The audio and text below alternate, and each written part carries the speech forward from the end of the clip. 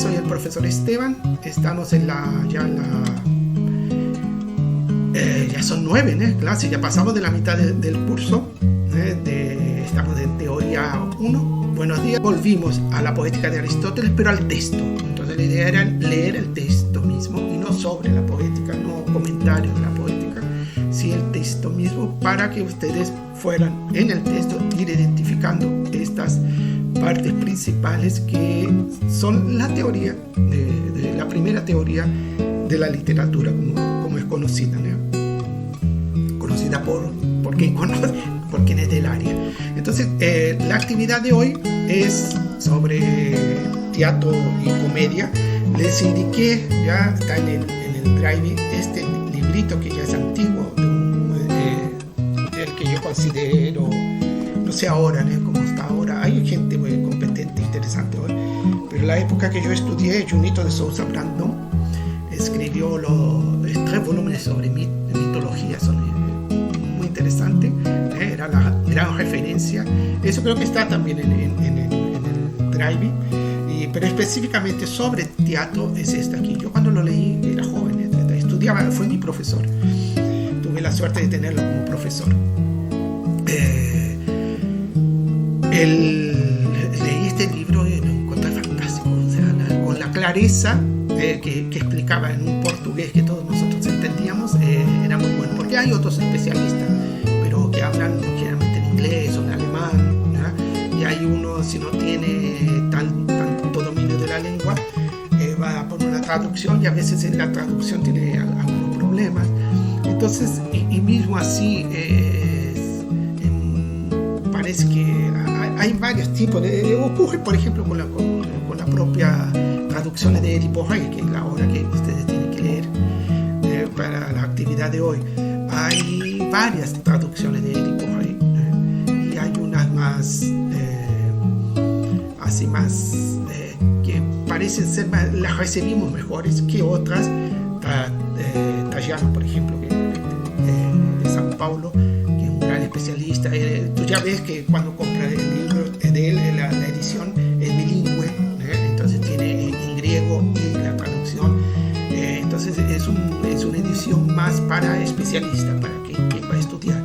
Hay otras traducciones que son por un público más en general, en principio, es decir, en general, en principio. En literatura no tenemos tanto esta cuestión del público. En la traducción tal vez, porque la traducción generalmente la pide un editor y el editor ya tiene intereses financieros, pero es difícil en literatura saber quién va a ser el lector, pero más o menos hay, por ejemplo, ediciones de obras literarias o de traducciones de obras literarias más para especialistas, y otras que vienen con notas, que vienen con prefacio, con un estudio, con comentarios, y otras ediciones que son para el público interesado. Quiero leer Edipo Rey y Prometeo encadenado, son creo que las dos grandes tragedias, las más conocidas, las más traducidas, y bueno, no confundamos por favor con Edipo de Freud, que él inventa a partir del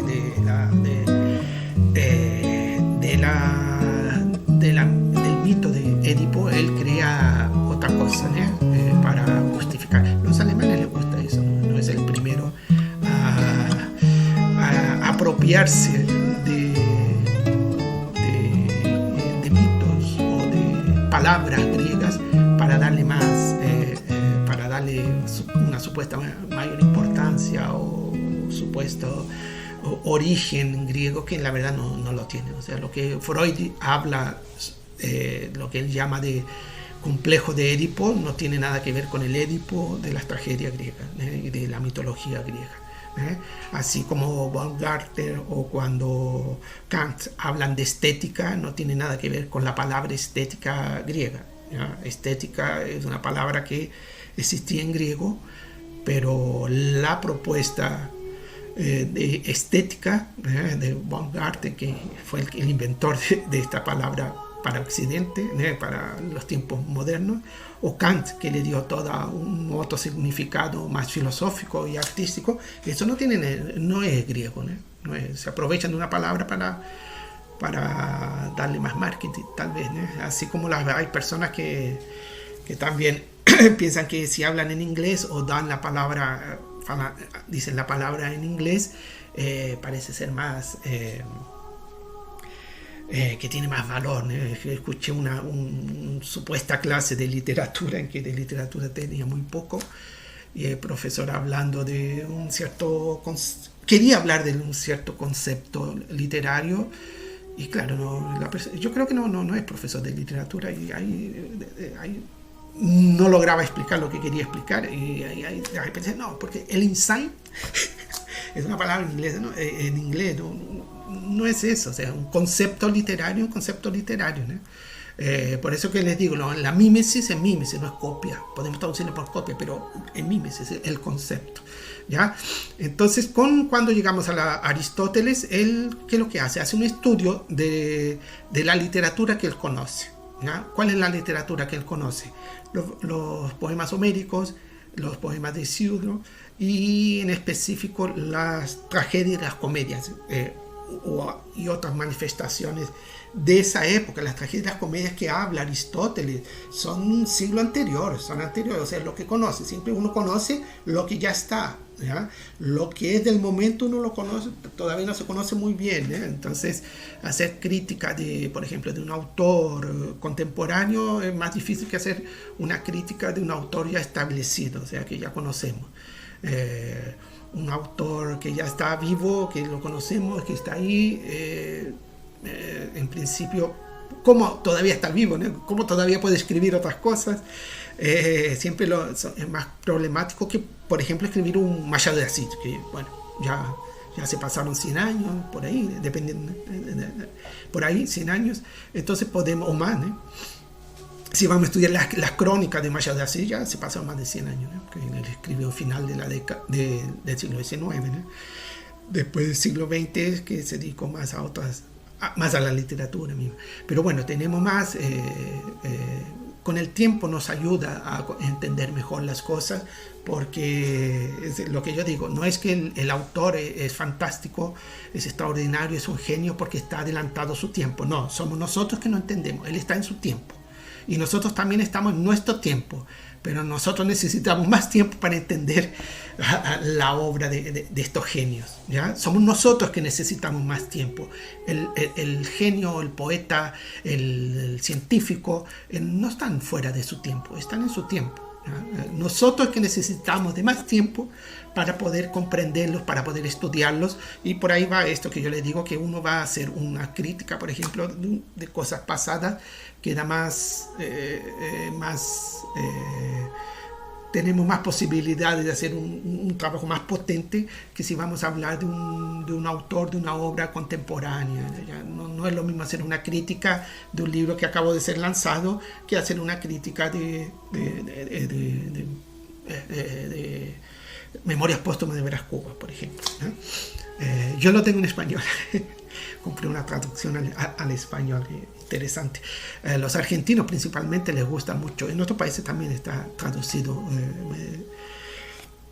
Machado de Assis, pero a los argentinos les gusta mucho Machado de Assis. Hay varias personas que se dedican a estudiar Machado de Assis en Argentina. Bueno, en fin, Aristóteles también entonces estudia la tragedia y la comedia, aunque en la poética aparece poco de la comedia. Prometió otro libro que, según la ficción del Nombre de la Rosa, desapareció ese libro, se perdió intencionalmente en un incendio, ¿no? Pero eso es ficción. De hecho, lo que no es ficción es que se perdió, ¿no? Se perdió esa obra, y sería muy interesante, pero para otros ciertamente era más interesante que se perdiera. Pero la tragedia sí nos queda, y en específico en la poética, que habla más de la tragedia, habla otras cosas también, pero principalmente de la tragedia. Y ahí lo que hace Aristóteles es estudia todas las tragedias. Yo tengo algunas, bueno, separé aquí, esta la separé porque Esquilo, solo que en portugués se dice Esquilo, ¿ya? que el primer gran, considera el primer gran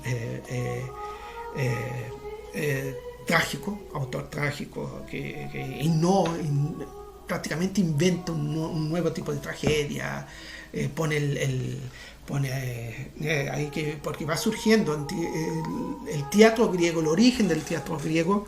Este libro que yo les digo, si se interesan por teatro para estudiar, les doy otras indicaciones también. Aquí en Brasil, en portugués, encuentran cosas muy, muy buenas sobre teatro griego, origen del teatro. Hay profesores interesantes en Belo Horizonte, en San Paulo.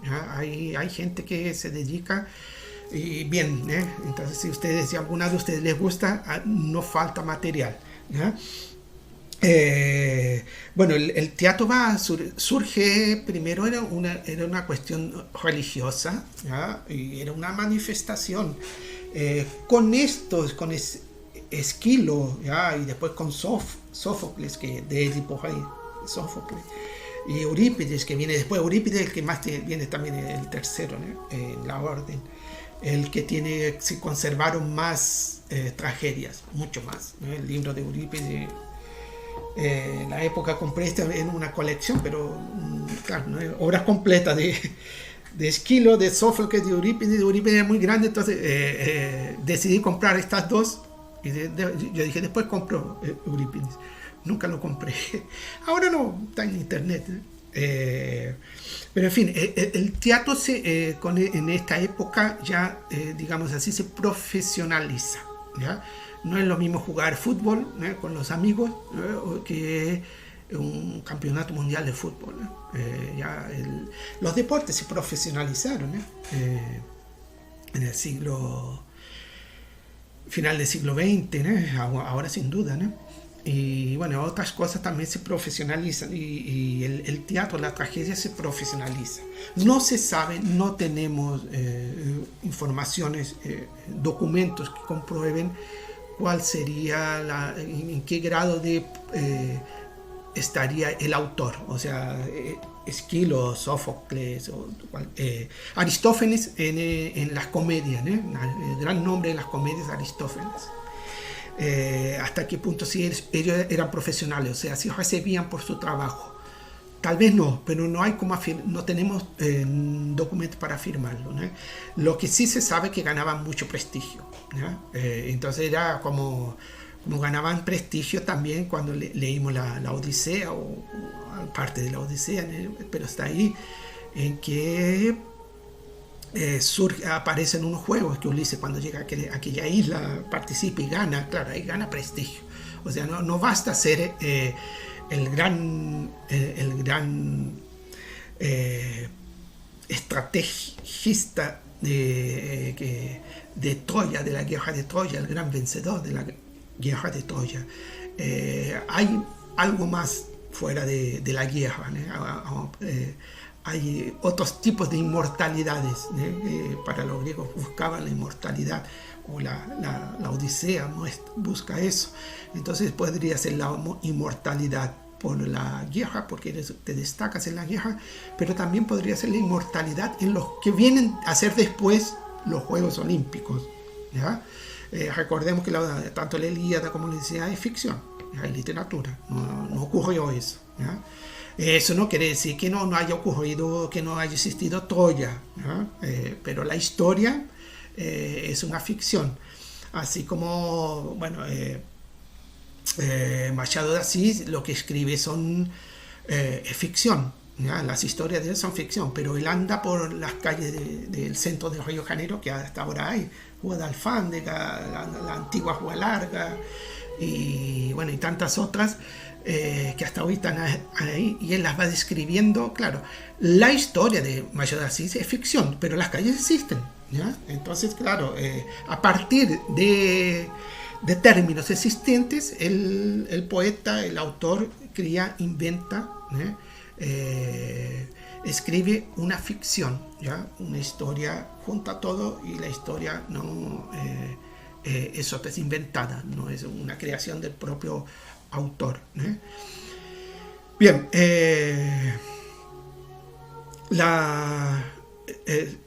la tragedia se va profesionalizando. Entonces cuando llegamos a esta época, que la verdad estamos hablando a 100 años, un siglo antes de Aristóteles, ya existía sin duda, era reconocido un autor. Existían un tipo de festivales donde se presentaban, el autor tenía que presentar, creo que eran 3 tragedias y una comedia, y podían o no estar relacionadas, podía presentar, porque las tragedias eran escritas a partir de mitos, ¿ya? Por eso que estudiamos los otros autores, porque también hablan de mitos. Las tragedias también son a partir de mitos. La comedia no. ¿Ya? La comedia, a pesar que tiene varias cosas en común en la parte estructural, en la parte formal, con la tragedia, la comedia tiene unas características que son de la comedia. Sobre la comedia griega y las características, ¿ya? Y ahí va hablando habla un poco de estas características específicas de la comedia, ¿ya? Que no es lo mismo que la tragedia. En la tragedia está en lo que tenemos en la poética de Aristóteles, ¿no? Entonces va surgiendo, va creciendo el teatro se va formando profesionalmente. Entonces aparece la figura del protagonista, que es el principal, porque antes era solamente cantado, era lo que después se llama del coro.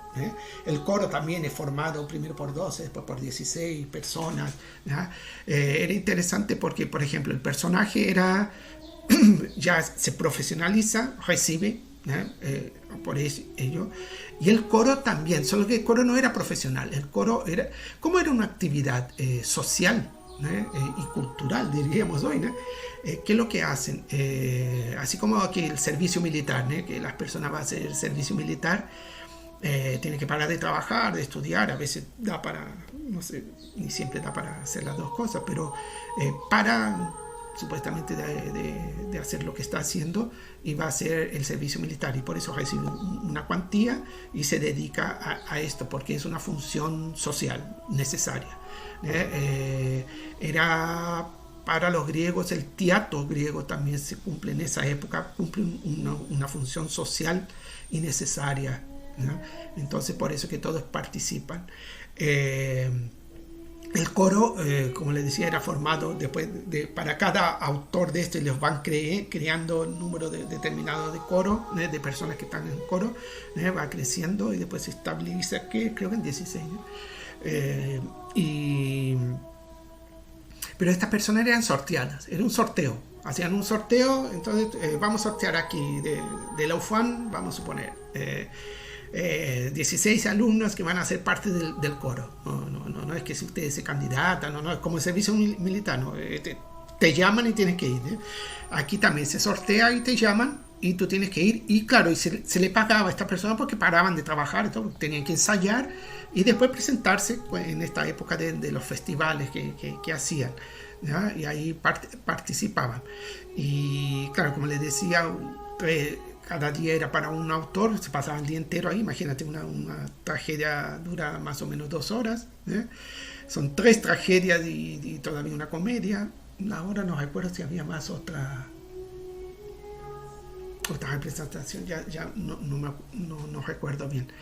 Pero lo que nos interesa sí es ver que esto es un periodo que se está que el teatro griego se está presentando con otra cara. No es más, a pesar que empieza por una cuestión religiosa, después no es más religioso, y narra los mitos, y era claro, casi todas las tragedias que tenemos son de mitos, ¿ya? Y ahí, ¿qué es lo que pasa? El público ya conocía estos mitos, ¿ya? Cuando vayamos a estudiar literatura española del siglo de oro, en el teatro de comedia de Lope de Vega y de otros, claro, también cuentan historias que el público ya conocía, ya eran conocidas, porque ahí queda más fácil, porque como es para todos, entonces tiene que ser conocida. No puedo hablar una cosa muy específica porque ahí no es para todos y se suponía que el teatro era para todos. No hay registro de que si las mujeres podían o no participar, ¿ya? Eso no hay registro, no sabemos, no hay como, no tenemos registro. Porque se habla de hombre, pero no sabemos si ese hombre en general, hombre, mujer, ¿no? Porque hay momentos que se hablan así de hombres, ancianos y niños, ¿no?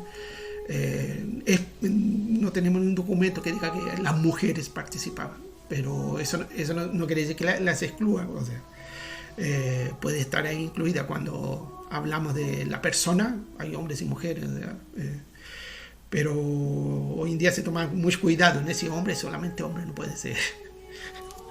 Si es todo, no son todos, ¿no? Todo siempre fue todo, ¿no? Hoy en día no, todos, no, todo no es todo es solo una parte, lo que es contradictorio, ¿no? Y entonces existen todos, todas, todes y van inventando más cosas. Pero en fin, no sabemos si las mujeres también participaban, otros tiempos, ¿no? Entonces no podemos afirmar eso. Pero bueno, se va formando el teatro y queda conocido después como el teatro clásico griego, ¿no? y las tragedias. Y las tragedias tienen unas características, como decía, que son de mitos. Entonces el público ya conocía los mitos, por eso que todos iban para allá y todos entendían. Las comedias no. Entonces, si se interesan, Aristófanes es el gran nombre. Hay dos piezas, claro, tiene otras, ¿no? Las nubes, las Hanas, y tiene varias, ¿no? que están traducidas, pero hoy en día parece que está más famosa Lisístrata y la Asamblea de las Mujeres, ¿no? Lisístrata es de las mujeres hacen una huelga porque están cansadas, es la guerra del Peloponesio, ¿no? que dura décadas. Entonces las mujeres están cansadas porque no tienen los hombres nunca están en casa, están siempre en guerra, se iban a la guerra y se quedaban, después volvían y tenían que volver a la guerra porque seguía la guerra, esto cuando volvían, ¿eh? Entonces hacen una huelga, ¿ya? Huelga greve en portugués, ¿no?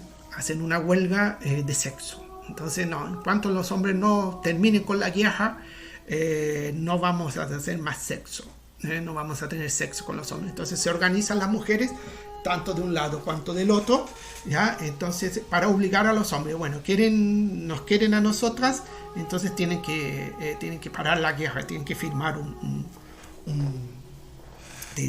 acuerdo de paz, ¿eh? Porque estaban cansados, y de hecho están cansados, ¿eh? Todos están cansados de la guerra. Por más que la guerra sea necesaria, eso, después de décadas,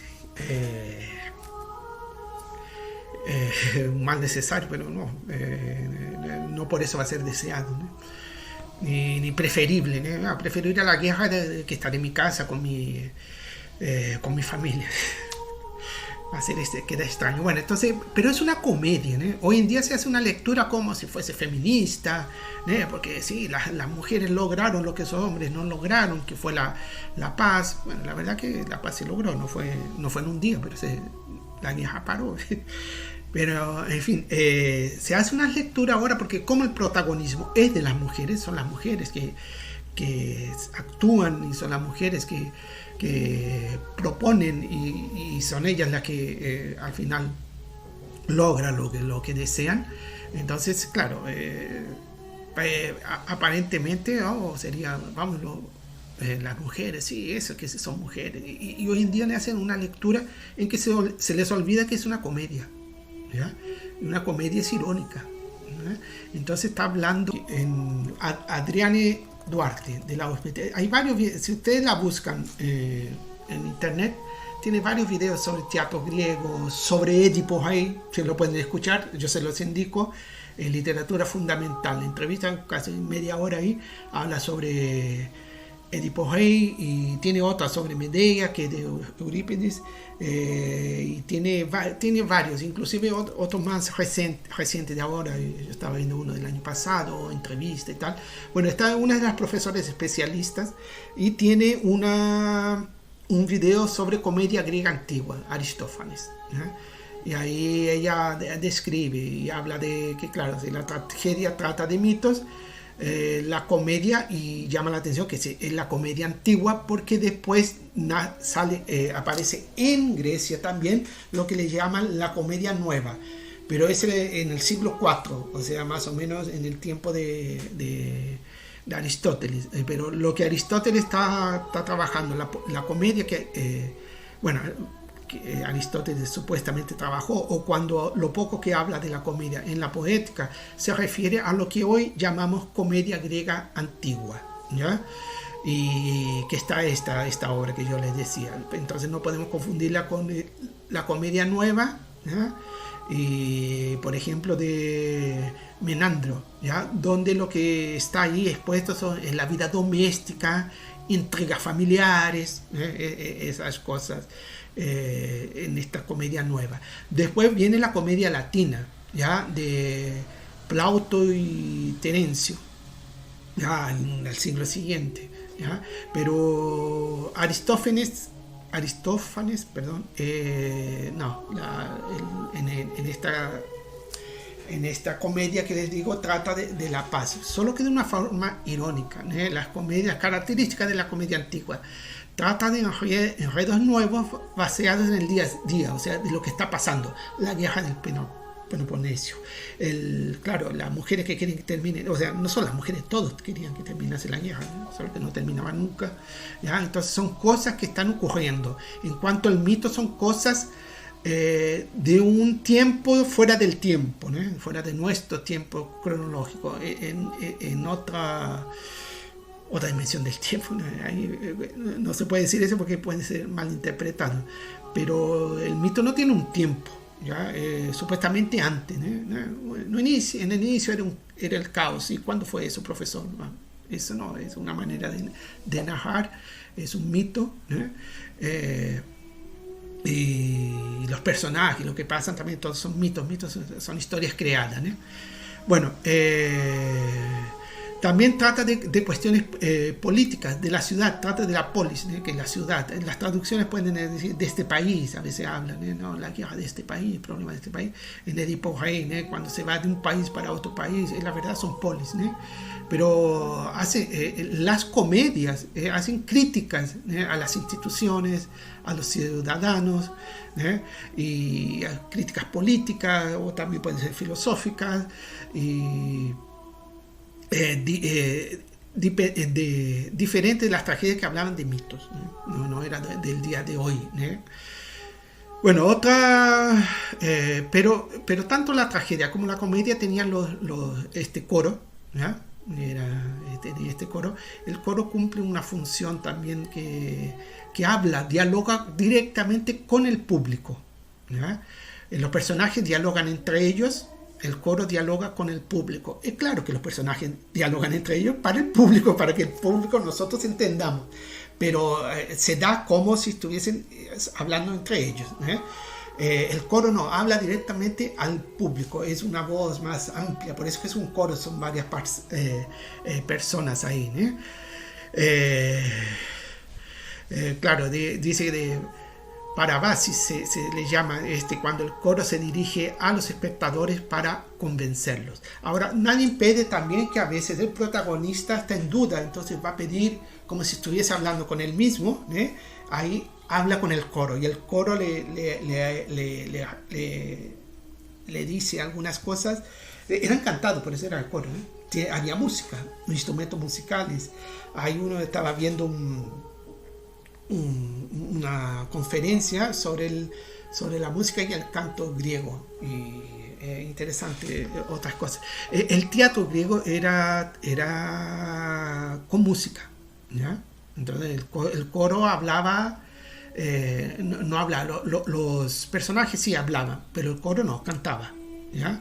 Pero cantaba la forma de los griegos, no es como hoy se canta, no es exactamente una ópera, ¿no? Si algún día fueron a ver una ópera cuando existía el Festival de Ópera en Manaus, ¿no?